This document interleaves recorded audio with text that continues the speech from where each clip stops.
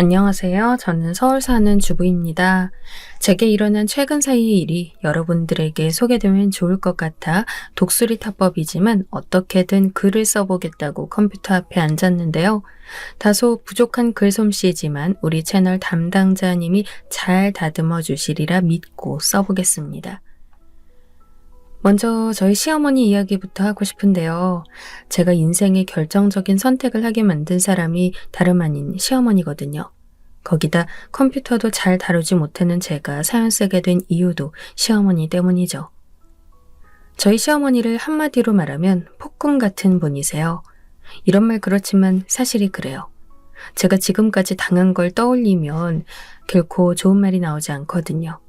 그럼 여러분들은 왜 이런 시어머니를 참고 살았는지 많이들 의문을 품으실 것 같은데요. 그건 차차 이야기를 풀어나갈 테니 기다려주세요. 이야기도 순서가 있으니 제가 남편과 만나 결혼했을 적부터 간단히 말씀드릴게요. 남편은 저와는 나이 차이가 꽤 많이 나는 사람이었어요. 카페 직원이었던 제가 장난스레 아저씨라고 부를 정도로 말이에요. 아저씨는 무슨? 내가 미진 씨랑 나이 차이가 나면 얼마나 난다고. 우리 겨우 7살 차이거든? 그리고 나 아직 팔팔한 30대 중반이라고. 당시 28이었던 제가 장난치면 저렇게 반응하곤 했어요. 그땐 왜 그랬는지 모르겠지만 나이보다 훨씬 어려 보이는 외모나 말투 같은 것들이 순수하게 느껴졌어요.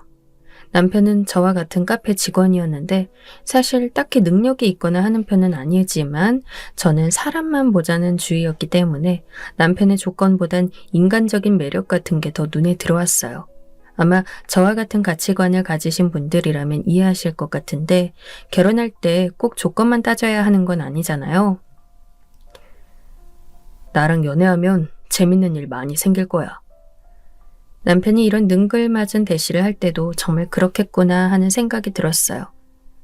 남편과 연애하면선 재미있는 일이 참 많았죠. 우리 둘 다 여행 가는 것도 좋아해서 전국 곳곳을 자전거로 누비며 다니기도 했고 쉬는 날이면 집콕을 하기보단 밖으로 나가 산이며 들이며 좋은 관광지 명소들을 찾아다니기도 했어요. 우리는 취미도 같이 하는 걸 추구해서 그런 점이 잘 맞았죠. 지금 생각해도 남편과 함께했던 그때 그 시절은 제 인생에서 진심으로 행복했던 시절일 겁니다. 하지만 결혼하자마자 그 행복은 완전히 절망의 나락으로 추락해버리고 말았는데요. 바로 앞서 말씀드렸던 시어머니 때문이에요. 결혼 전엔 저에게 별다르게 나쁜 말씀 없으셨던 분이 결혼하고 난 이후에는 한두 마디씩 말을 얹기 시작하셨습니다. 말을 얹는다는 게 이런 식이에요. 제가 어머님 밥 드셨어요? 하고 안부 인사차 물으면 내가 그럼 이 시간까지 밥도 안 먹었겠니? 하며 쏘아붙인다던가 너는 남편 밥 잘 차려주고 있는 거야? 우리 영식이 토스트 이런 거 먹이는 거 아니지? 그럼 애 힘 못 쓴다. 하며 잔소리하는 식이었습니다. 네, 처음엔 말 그대로 잔소리였어요. 남편이 엄마, 미진이가 밥 잘 차려주고 잘 챙겨주는데 왜 그래요? 하며 제 편을 들어주려 하면 그걸 또 못 견디시고 너 지금 엄마 앞에서 애 편드는 거냐?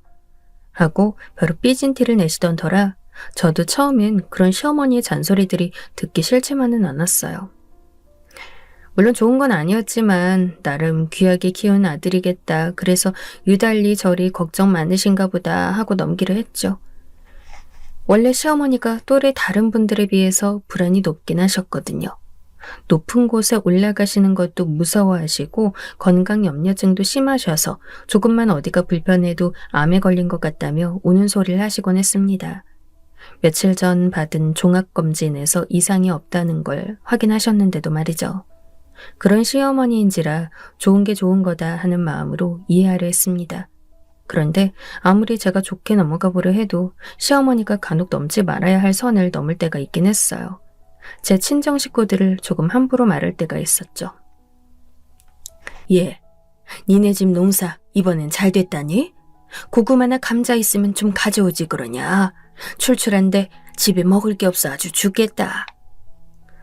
사돈이란 호칭이 당연한데도 시어머니는 가끔씩 니네 집, 니네 엄마 이런 식으로 표현하곤 했습니다. 어머님, 다른 건 몰라도 그런 호칭은 좀 불편해요. 그냥 사돈이라고 불러주시면 안 될까요? 하고 좋게 말해보아도 네가 날 지금 가르치려드냐? 하며 어른한테 말대꾸한다고 역정내시는 바람에 저나 남편이나 입 다물 수밖에 없었죠. 시어머니와 평소에 왕래가 잦았던 것도 아니고 살던 곳도 떨어져 있었기 때문에 그래도 애 낳기 전엔 그럭저럭 시어머니와의 사이가 나쁘지 않았습니다. 하지만 시어머니와의 갈등이 본격화된 건 바로 남편과 제가 차린 카페가 망하면서부터였어요. 우리 어떡해. 이 빚을 다 어떻게 갚아. 모르겠다 나도. 어떻게든 되겠지. 내가 밤에 대리라도 뛸 테니까 너도 뭐라도 좀 해. 나름 역세권이라고 하는 곳에 대출까지 끌어모아 차린 카페는 보기 좋게 망해버렸고 카페는 고스란히 빚으로 남아버렸습니다. 호기롭게 시작한 사업이었지만 1년도 안 되어 문을 닫게 되었으니 정말 땅을 치고 울고 싶은 심정이었죠. 그런데 남편은 처음이야 대리라도 뛰며 빚 갚겠다고 하더니 그 다음부터는 의지조차 나약해졌는지 사람이 변했어요. 매일 술에 절어 집에 들어오고 술병이 나선 저에게 해장국이나 끓이라고 버럭버럭 소리 지르고 그 꼴을 보고 있노라면 정말 누가 제 인생의 뒷골을 잡고 구렁으로 처박는 느낌이더라고요. 여보, 우리 다시 한번 잘 살아보기로 했잖아. 술 마신다고 해결돼? 당신이 이러면 나랑 은지는 어떡하라고. 몰라. 네가 알아서 해. 카페도 네가 하자고 했잖아. 내가 거기 넘어간 거잖아. 다 너 때문이야. 너 때문에 내가 쪽팔려서 동창회도 못 나가. 당시 저희 애 나이가 3살이었어요. 고작 3살. 이제 세상의 빛을 알아보기 시작할 때인데 남편은 허름한 단칸방에 사는 자신의 처지를 비관하기만 했습니다. 남편 역할 포기한 건 그렇다 쳐도 아빠 역할은 해야 하는 거 아닌가요? 제가 아무리 달래고 어르고 해봐도 남편은 도무지 일어설 기미를 보이지 않았습니다. 그리고 저 혼자 발을 동동 구르며 돈 준다는 일자리는 죄다 찾아 나섰죠. 딸아이 일을 맡길 곳이 없어 어렵사리 친구에게 부탁해서 맡기고 낮에는 카페에서 일하고 밤에는 호프집 부엌 일을 하면서 눈물로 그 시절을 버텼습니다. 그러다 보니 남편과 갈라서고 싶다는 생각이 서서히 들더라고요. 아무리 애가 어리다고 할지언정 이대로 남편과 살다간 화병으로 죽을 것 같았어요. 허나 당시 남편보다 그런 저를 죽고 싶게 만든 사람이 있었는데요. 너 우리 아들 부추겨서 카페 차려놓고 돈 안 벌어온다고 그리 구박한다며? 예. 지금 영식이 여기 눈가에 다크서클 좀 봐라. 거뭇거뭇한 게 내일이라도 곧 죽을 애 같잖냐. 어머님, 카페 저희 부부가 합심해서 차린 거예요. 그리고 이 사람이 매일 술만 퍼마시고 아이도 돌보려 하지 않는데 그럼 제가 그 정도 말도 못해요? 지금 저희 집 빚이 얼만데요. 어머님께선 도움도 주지 않으시면서 어쩜 모든 걸 다 제 탓으로만 돌리시려 하는 거예요? 뭐야? 너 목적이 그거구나. 나도 돈이 없는데 내가 무슨 수로 니네 빚을 갚아줘. 아주 요망한 계집애네 이거. 내 너 그럴 줄 알았다. 네가 이 집안에 시집와서 며느리랍시고 얼굴 빼꼼히 내놓을 때부터 내가 알아봤어. 눈은 여우같이 쫙 찢어져가지고 내 아들 꼬셔서 용케 뺏어가더니 집안을 풍비박산 내놓고 할 말이 그리 많더냐? 응? 너 오늘 아주 정신 좀 차리자. 시어머니는 어느 날 일하는 저를 불러 남편을 구박하지 말라고 훈계를 내려놓더니 제가 뭐라 대꾸하자 머리채를 획 하고 낚아채버렸습니다.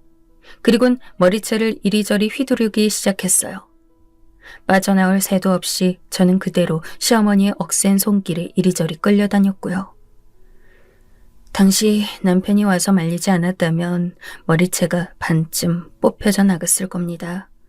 바닥에 우수수 떨어진 머리카락에 남편도 할 말을 잃고 남편의 품에 안겨있던 딸아이는 엉엉 울고 그야말로 난장판이었어요. 시어머니는 그런 만행을 저질러 놓고도 저에게 그러니까 왜 가만히 있는 날 건드냐? 하시며 역정을 내셨죠. 그 사건으로 저는 곧장 남편에게 이혼 서류에 도장 찍으라며 난리를 쳤고 남편은 그제야 난감한 얼굴로 저를 보다 이내 무릎을 꿇고 싹싹 빌기 시작했습니다. 미안해, 정말. 내가 앞으로는 돈도 벌고 애도 보고 다 할게. 우리 엄마도 당신한테 손찌검 못하도록 주의시킬 거고. 한 번만 나한테 기회를 줘, 제발. 나 이렇게 혼자 되기 싫어, 여보, 어? 내가 잠시 정신이 나갔던 거야. 사업 실패하고 망하니까 스스로가 너무 초라해서 견딜 수가 없었어. 잠깐 현실을 부정했어. 이게 당신이 약속한다고 해결될 일이야? 당신 엄마를 당신이 어떻게 말릴 건데? 안 보고 살면 되지. 우리 엄마랑 당신이 이제 볼 일이 뭐가 있어. 명절날 말고는 연락도 하지 마. 말 같은 소리를 해. 당신 어머니한테 사과받기 전까진 절대 이 일 이대로 못 넘어가. 제가 어머니한테 사과받기 전까진 못 넘어가겠다고 하니까 남편은 더 울상인 얼굴로 시어머니에게 전화를 걸었고 둘이서 무어라 전화를 주고받더니 저에게 와서 남편은 이혼만은 없던 일로 해달라며 또 싹싹 빌었습니다. 처음엔 남편을 용서해줄 생각이 없었어요. 그런데 남편이 그 다음 날부터 술도 끊고 일하려는 모습을 보니까 사람 마음이 누그러지게 되더라고요. 남편은 아침부터 나가 밤까지 계속 일을 했습니다. 그러면서 제 눈치를 슬금슬금 보는데 저도 어느 순간부턴 이제와 이혼에 뭐하나 하는 생각이 들었어요. 이미 서로 못 볼 꼴 다 보았고 싸울 만큼 싸웠는데 이혼이란 쉬운 선택보다는 다른 선택이 하고 싶었어요. 특히 남편과의 이혼 생각을 접은 데는 딸아이가 컸어요. 딸아이를 이혼 가정에서 키우는 것이 죄스럽기도 하고 딸아이는 또 자기 아빠랍시고 남편을 무척 좋아하는데 그런 딸을 억지로 아빠에게서 떼놓는 것도 못할 짓 같았고요. 어쨌든 어찌저찌 복잡한 심경으로 이혼 생각을 접게 되었고 저나 남편이나 열심히 일만 했습니다. 다행히 그 무렵에는 사정을 들은 저희 친정엄마가 잠시 시골에서 올라오셔서 애를 봐주시기도 했고 그 덕에 저도 숨 좀 돌리고 일에만 몰두할 수 있었습니다. 물론 머리채를 잡은 시어머니가 생각나긴 했어요. 어떤 이유로건 그날 시어머니가 한 폭언과 폭행은 용납할 수 없었습니다. 하지만 시어머니가 저에게 절대 사과 한마디 건네지 않더군요. 오히려 가끔씩 문자를 보냈는데 그 문자의 내용은 죄다 폭언이었습니다. 차마 입에도 담지 못할 말들이었죠. 네가 내 아들을 조종해 시어머니 머리 꼭대기까지 오르려 하는구나. 그러고도 무사할 것 같으냐 따위의 내용이었어요. 떠올리기도 싫지만 시어머니는 남편이 제 권유를 이기지 못하고 시어머니와 연락을 줄이자 그게 꼴보기 싫으셨던 건지 저를 대놓고 몰상식하고 버릇없는 년이라고 칭했습니다. 여보, 엄마는 신경 쓰지 마. 나랑 은지, 우리 가족만 생각하자. 그나마 다행스러웠던 건 이혼 통보받고 정신을 차린 남편이라고 할까요?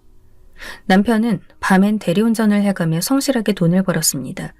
저 역시 일이라면 닥치는 대로 다 했고요. 그렇게 저와 남편은 취직해 몇 년간 일하다 보니 조금씩 빚을 갚을 희망이 보이는 것 같았어요. 어느새 딸아이도 초등학교에 입학할 나이가 되었고요. 애가 크니 그에 맞게 들어갈 돈도 늘어나긴 했지만 저희 부부는 희망을 잃지 않고 언젠가 이 빚에서 헤어나올 수 있을 거란 일념 하나로 열심히 살았습니다. 그런데 다시금 폭풍이 몰아닥치기 시작하는데요. 바로 남편의 시동생 때문이었습니다. 남편 시동생은 저와는 왕래가 별로 없었지만 남편과는 각별한 사이여서 꽤 술자리도 자주 가지곤 했는데요. 남편이 처음 사업 실패를 하고 난 후 술지옥에 빠졌던 것도 사실은 시동생이 시작했다고 봐도 과언이 아니었어요. 시동생은 남편을 위로한답시고 술을 사주곤 했는데 그게 남편에겐 독이 된 것이었죠. 도련님, 영식 씨가 힘들어하고 있으면 술 사주지 마시고 그냥 덕담만 해주세요. 이 술 먹으면 안 돼요. 제가 가끔씩 이렇게 부드럽게 타이르듯 말해도 그때뿐이었죠. 아, 걱정 마세요, 형수님. 제가 다 알아서 컨트롤합니다. 라고 하더니 구태여 남편을 또 술집으로 끌어들었습니다. 거기다 시동생 주변엔 여자들이 늘 뱀처럼 꼬리를 물고 많았던지라 그 점도 마음에 들지 않았죠. 남편이 전처럼 술독에 빠질까봐 무서웠던 저는 참지 못하고 어느 날 시동생을 불러 크게 화냈더니 그제야 "아, 알았어. 형수님 무섭네." 하곤 남편에게 연락을 안 터군요. "여보, 나 오늘 동창이 동네에 왔다고 하길래 잠깐 나갔다 올게." "동창 누구?" 수철이라고? 당신이 모르는 사람이야?" 그런데 남편의 수법도 다양했습니다. 제가 시동생과 만나는 걸 싫어하는 걸 눈치챈 남편이 이젠 모르는 이름들을 대면서 나갔다 온다 하더군요. 심지어 술 냄새가 나면 뭘 알게 뻔하니 아예 외박을 하고 들어오기 시작하는데 찜질방에서 자는 것도 하루 이틀이지 전 남편 잡으러 밤늦게 온 동네 술집을 다 뒤지고 다녀야 했어요. 초등학생 딸아이가 혼자 집에 있으니 얼른 집에 들어가야 하는데 남편을 찾지 못해 그럴 수도 없고 그 시기 저는 매일 밤을 또다시 눈물로 잠들어야만 했습니다. 사실 시동생과 남편의 에피소드는 말하자면 끝도 없는데요. 어느 날은 이런 일도 있었어요. 딸아이가 다급하게 뛰어와 엄마, 아빠가 현관문 앞에 쓰러져 있어. 하고 말하길래 서둘러 나가보았더니 토사물에 엉켜 쓰러져 코를 골며 자고 있더군요. 동네 사람들 보기 얼마나 창피했는지 이사를 가고 싶어 미치는 줄 알았습니다. 거기다 간혹 시동생까지 남편과 함께 엉켜 자고 있을 때가 있었죠. 그렇게 술에 취해 쓰러져 잤으면 깨어나선 저를 보고 민망해한다든가 미안해하는 기색이라도 있어야 하는데 시동생은 형수님. 오랜만이네요. 아니다. 오랜만이 아닌가? 형수님은 어쩜 하나도 늙지를 않으세요? 하며 반갑지 않은 수다만 떨어댔습니다. 지금 웃음이 나오세요? 저는 형수님 보니까 반가워서 그런 건데 형수님은 아니에요? 제가 몇 번을 말씀드려요. 이 술 먹이지 말라고요. 허나 시동생에게 말해봤자 무슨 소용이겠어요. 술은 자기 입으로 퍼마시는 건데 시동생이란 인간이나 남편이란 인간이나 똑같았습니다. 거기다 덤으로 시어머니까지. 이런 자식 2명 낳아놓고 애먼 여자 고생하고 있으면 불쌍하게 생각할 만도 한데 시어머니는 그 당시 허리 아프단 핑계로 저희 집 근처 병원을 다니기 시작했어요. 처음엔 시어머니를 싫어하는 눈치를 보이니 시어머니도 웬만하면 저희 집에 안 오려 했지만 자기도 손녀를 봐야겠다며 딸의 핑계로 집을 들르더군요. 하지만 정말 딸아이를 보고 싶어 오는 거면 말도 안 합니다. 와서도 딸아이한테 하는 말들이라곤 죄다 잔소리였어요. 저에게 했듯이 말이에요. 개집애가 옷차림이 그게 뭐냐? 빤스가 다 보이겠다. 치마 얼른 내리지 못해? 이런 건 집에서 가정교육을 제대로 받아야 하는 건데 네 엄마가 그런 것도 안 알려주든? 할머니, 나 치마 뭐가 짧아요. 요즘 다들 이렇게 입고 다니는 건데. 다 그런다고 너도 그래? 집안 꼴 어떻게 돌아가는지 알만하다. 알만해. 네 엄마가 아빠 밥은 제대로 차려주든? 찬밥 주고 그런 거 아니야? 술 먹는다고 바가지나 긋고 말이야. 어디 여자가 그런 짓거리를 해대는지 원. 옛날 같았으면 아주 몇 대를 쳐맞아도 맞았지. 할머니, 우리 엄마 안 그래요. 엄마가 아빠 때문에 얼마나 많이 울고 고생했는데요. 그리고 엄마 욕하지 말아요. 나 할머니한테 엄마 욕 듣기 싫어. 급기야 딸아이가 있는 앞에서 제 욕까지 하시더라고요. 정말 대단스러웠습니다. 제가 아무리 경우 없는 인간이라 해도 손녀 앞에서 며느리 흉은 안 볼 것 같은데 말이죠. 어머니, 이제 그이 올 시간 다 돼서 장 보러 가야 해서요. 시어머니와 마주치기 싫어 겨우 저런 말을 꺼내면 그제야 시어머니는 자기 집으로 돌아가곤 했는데 그렇게 가시고 나서도 한참 동안 분을 사귀기 어려웠습니다. 아마도 오래전 머리채를 잡혔던 그 한이 남아있는 듯 했죠. 그러던 어느 날 저희 집 형편이 나아지고 빚도 거의 다 갚았을 무렵 오랫동안 무리해서 일한 탓인지 몸 여기저기가 아파오기 시작했어요. 검사를 해봐도 몸에 별다른 이상은 없었는데 아침에 일어나면 몸이 불에 타듯 아파왔습니다. 정신과에 갔더니 신경섬유통을 의심하더라고요. 원인은 여러 가지였으나 그중 우울증도 있었고요.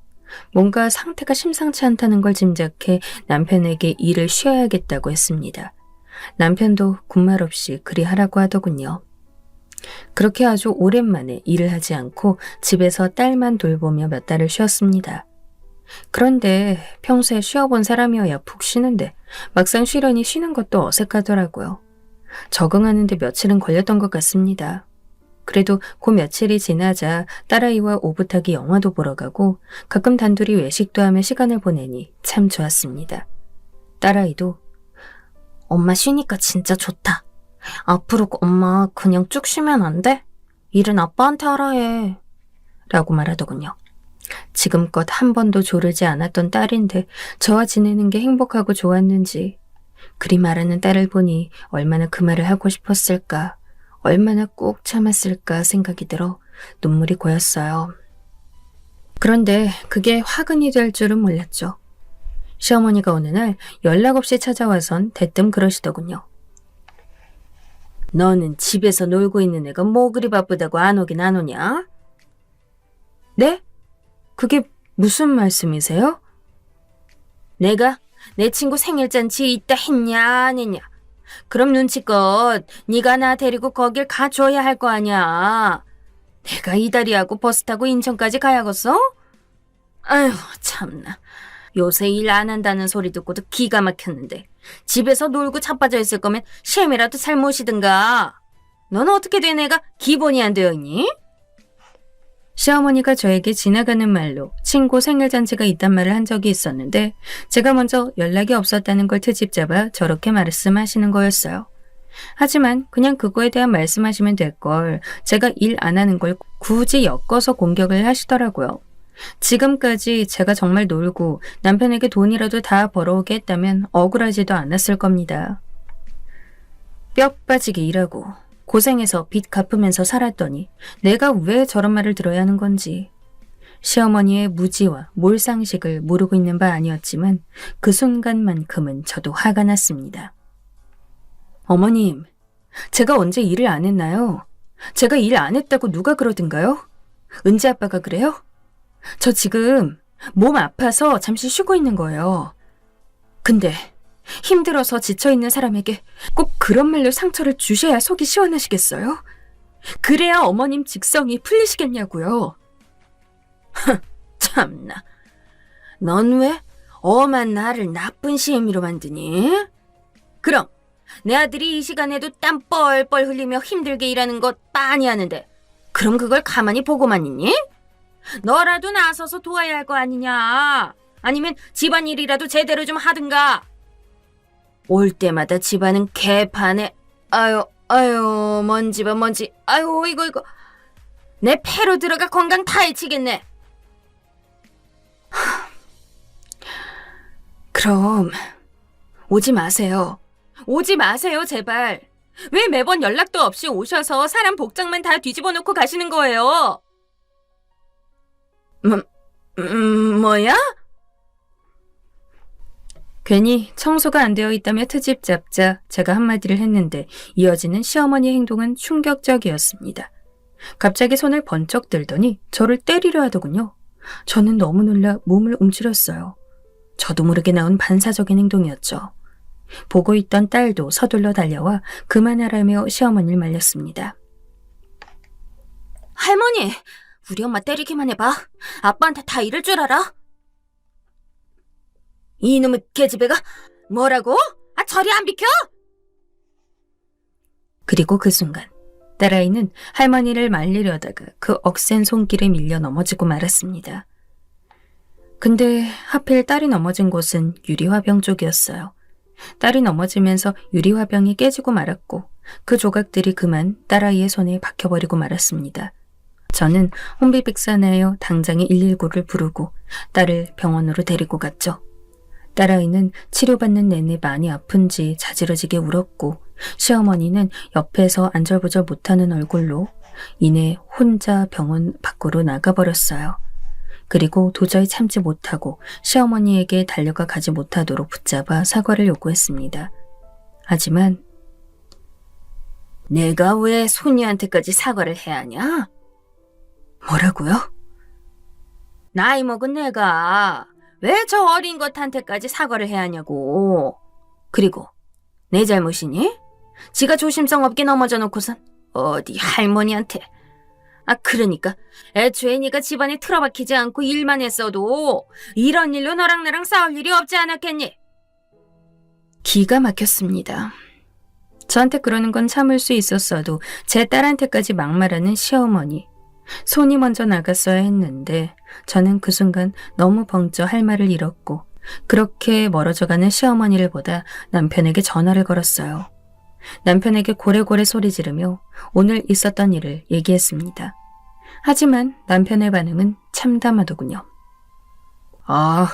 엄마가 그런 것도 아니네. 꼭 그렇게까지 과민 반응을 해야겠어? 뭐라고? 당신 딸이야. 당신 딸이 다쳤다고. 근데도 지금 그런 말이 나와? 아니, 엄마가 사과했다며. 그럼 끝난 거지. 은지도 많이 다친 건 아닐 거 아니야. 나 지금 바쁘니까 집 가서 얘기하자. 남편인지 왼수인지 모를 작자가 던진 말에 저는 더 큰 상처를 받았고 그 길로 전화를 끊어버렸습니다. 사건 이후 딸도 느끼는 바가 컸는지 할머니는 보고 싶지 않다 했고 저도 덩달아 시어머니 얼굴은 보고 싶지 않았기에 연락을 끊고 살았습니다. 남편은 정말 뭐 연이라도 끊을 거야? 하며 볼멘 소리로 투덜거렸지만 그러거나 말거나 무시해버렸어요. 사실상 이 시기는 남편과도 냉정기였어요. 이혼을 생각할 만큼 남편의 살이 닿는 것도 치 떨리게 싫었을 때였으니까요. 그렇게 남편과는 대화가 끊겼습니다. 딸아이가 미대에 진학하고 싶다는 말을 들은 뒤론 다시 돈을 벌기 위해 이곳저곳 이력서를 넣느라 바빴기에 더 그렇게 됐죠. 차라리 남편과 아무 말 없이 지냈던 것이 더 편하기도 했어요. 그런데 코로나 시기와 맞물리면서 취직난이 심했던 시기라 일구하기가 생각보다 빠듯했습니다. 조급함이 커져가고 있는데 그러던 어느 날 사촌 언니로부터 연락이 왔습니다. 미진아, 아는 동생이 운영하는 회사가 있는데 거기서 CS 고객 응대 업무 사원을 뽑는다나 봐.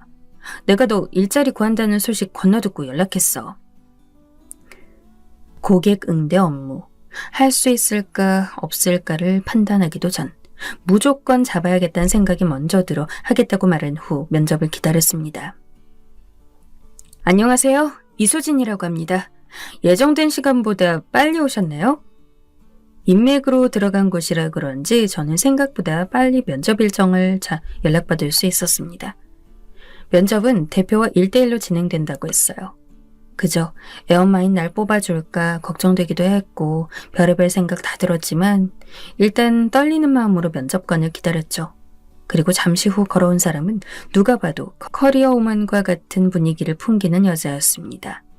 그런데 어쩐지 걸어오면서 얼굴이 자세히 들어온 순간부터 어딘지 모를 기시감이 느껴졌어요. 면접을 보면서도 자꾸 누구지? 어디서 이 여자를 봤지? 하는 생각을 멈출 수가 없었어요. 그러다 한 얼굴이 제 머릿속을 스치고 지나갔습니다. 혹시 땡땡 초등학교 나오지 않으셨나요?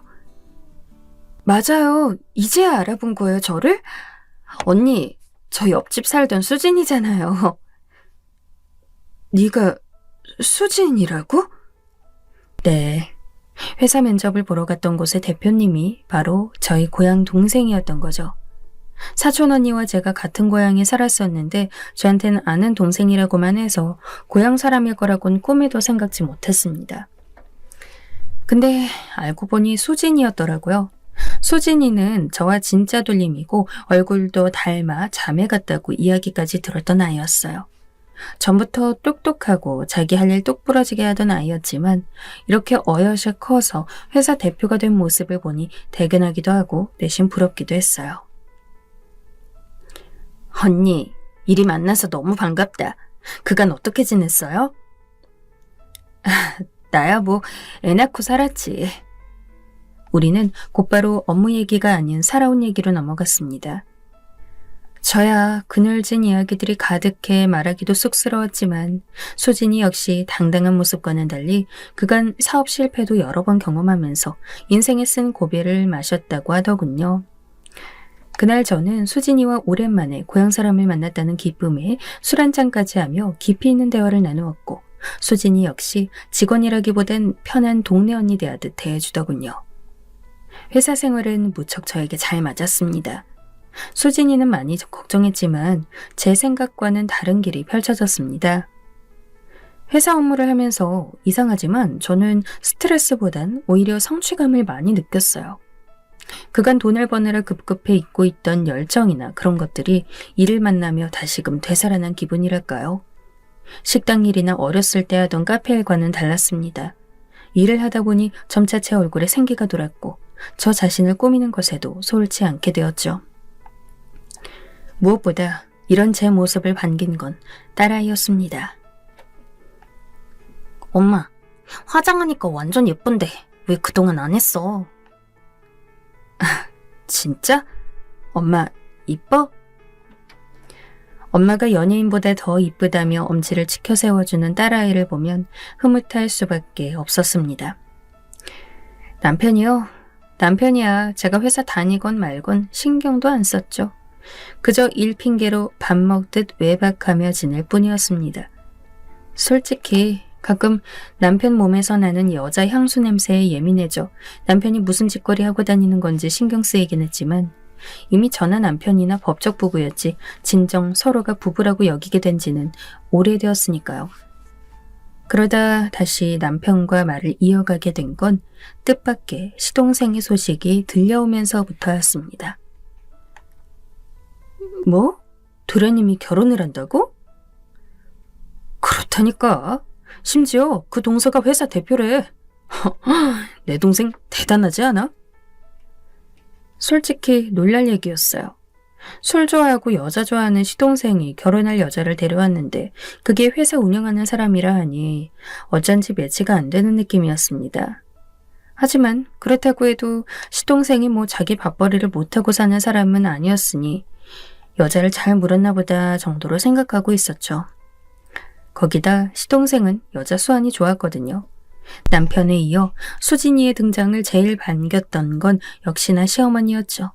시어머니는 예비동서가 돈 많이 버는 회사 대표라는 얘기를 듣자마자 짝 소리나게 박수를 치며 연봉 3억이라니 대단하지 않니? 내가 그런 며느리를 볼 줄이야 꿈에도 몰랐지 뭐니. 세상에 내 팔자가 이제야 피려나 보다 하면서 새삼 아기처럼 좋아하셨어요. 하지만 남편과 전화하는 시어머니 통화 목소리만 들어도 검은 속내가 빤히 보였습니다. 시어머니가 지금까지 늘 바라던 것들, 명품이나 골프, 피부관리샵 회원권 이런 것들을 챙겨줄 며느리가 들어왔다고 여기시는 게 틀림없었죠. 시어머니 친구분 중에 부자 며느리를 둔 분이 있었는데 시어머니가 그분 얘기를 일부러 제 앞에서 꺼내곤 했었으니까요. 거기다 시어머니는 저에게 염치도 없는지 연락을 하더라고요. 우리 집안에 예비동서가 들어온다는데 네가 뭐라도 해야 하지 않겠니? 이번 주말 토요일에 시간 비워놔라. 시어머니는 다짜고짜 그날 저에게 시간을 비우라는 말을 던지고 끊어버렸습니다. 안 오면 가만두지 않을 거란 협박도 덤으로 남기시고요. 처음엔 안 갈 심산이었고 남편에게도 그리 통보했습니다. 그런데 남편이 설득에 나섰어요. 이번만 가주면 자기가 더 잘하겠다며 없는 애교까지 부려가며 설득하는데 남편이 꼴도 보기 싫었지만 정말로 보여주기 식으로 술까지 안 먹고 집에 꼬박꼬박 들어오는 모습을 보니 이번 한 번만 선심 쓰자 싶더군요. 그래서 말했습니다. 알았어. 갈 거야. 근데 정말 인사만 잠깐 하고 바로 나올 거야. 허나 시댁에 도착하자마자 후회가 막심하게 올라왔죠. 제 생각처럼 순순히 상황이 진행이 되지 않았거든요. 시어머니는 다짜고짜 고무장갑부터 던졌습니다. 저기 그릇들 다 씻어라. 빡빡. 이거 끝나면 먼지 한 톨 없게 창틀 다 닫고 부자 동서 오는데 우리 집 꼴이 좋아야 애가 우리 집안을 우습게 안 볼 거 아니냐? 시어머니는 다분히 유난이었어요. 제가 오자 쥐잡아 먹을 듯 이것저것 부려먹기 시작했고 요리해라, 설거지해라, 창틀 닦아라 수도 없이 주문하고 또 주문했습니다. 저요? 저는 군말 없이 일단 했습니다. 어차피 오늘만 이 짓거리 하면 다신 안 해도 될 일일 테니까요. 지금 생각하면 저도 참 한심합니다. 어찌나 호들갑을 떨던지 시어머니는 음식 맛이 있네 없네 제가 만드는 음식마다 평가하고 꾸중했습니다. 그럴 거면 본인이 직접 만들 것이지 그러지도 않으면서 예비동서한테 잘 보이겠다고 화장품이나 찍어바르고 있었죠. 교양 있어 보여야 하는데 이 옷이 좋으려나 저 옷이 좋으려나. 부드럽고 온화한 목소리로 콧노래까지 흥얼거리며 저러는데 그 전날 밤 먹은 음식물이 위로 올라오는 것 같은 느낌이 들었습니다. 그리고 제 마음은 급해졌어요. 예비동서가 올 시간이 다 되어 가는데 시어머니가 도와주지 않으니 속도가 붙지 않았거든요. 그때 서방님으로부터 동서가 오고 있던 문자가 도착했고 저는 더 다급히 손을 눌렸어요. 허나 마음이 너무 급했던 건지 모든 요리를 다 했다고 생각했는데 그만 실수하고 말았습니다. 바로 갈비찜을 안 한 것이었죠.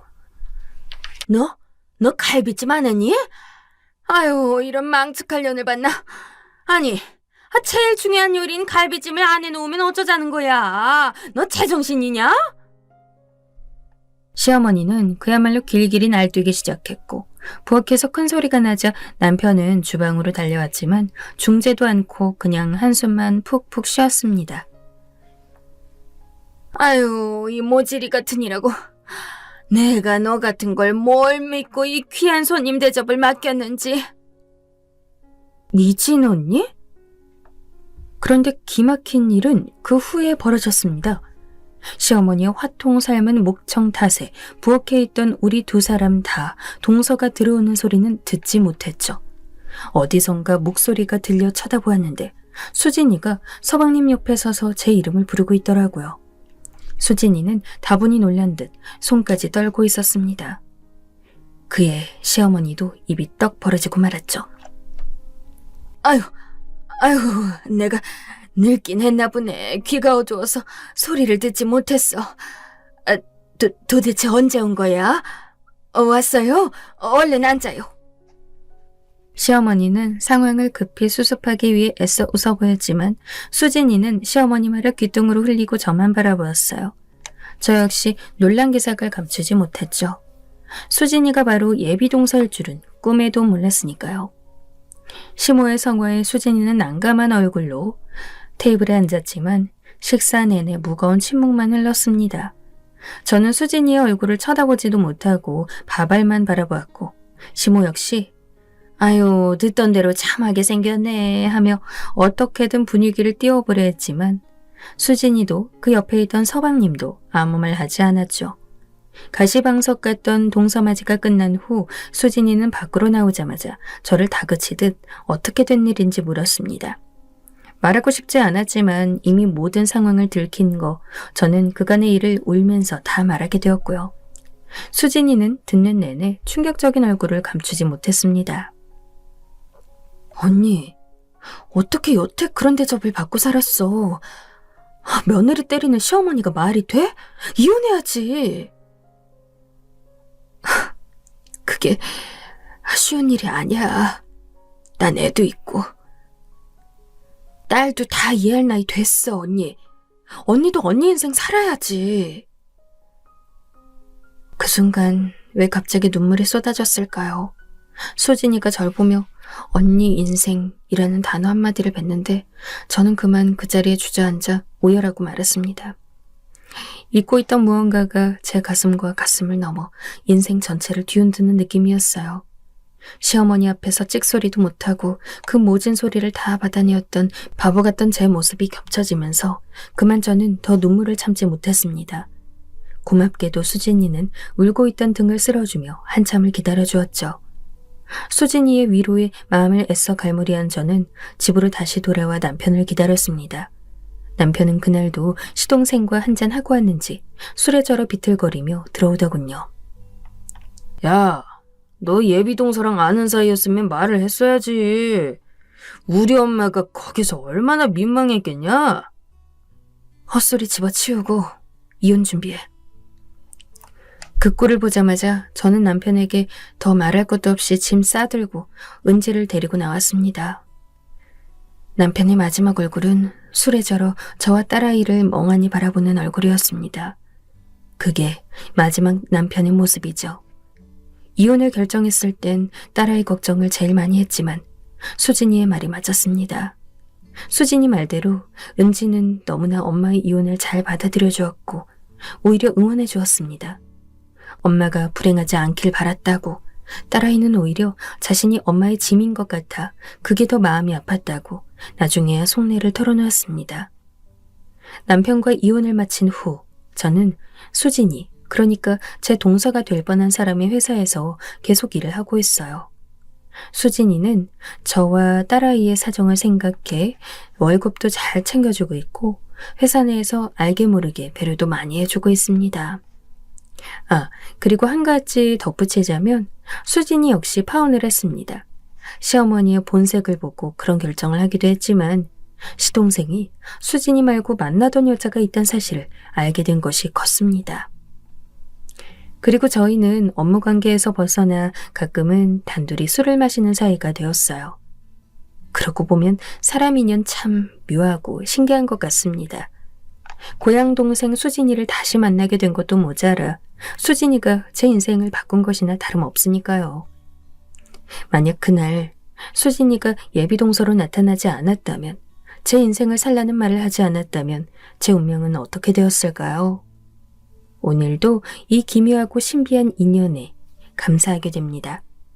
이 이야기를 들으신 여러분들도 다들 힘내시고 여러분의 인생이 오롯이 여러분의 인생이길 기도하겠습니다.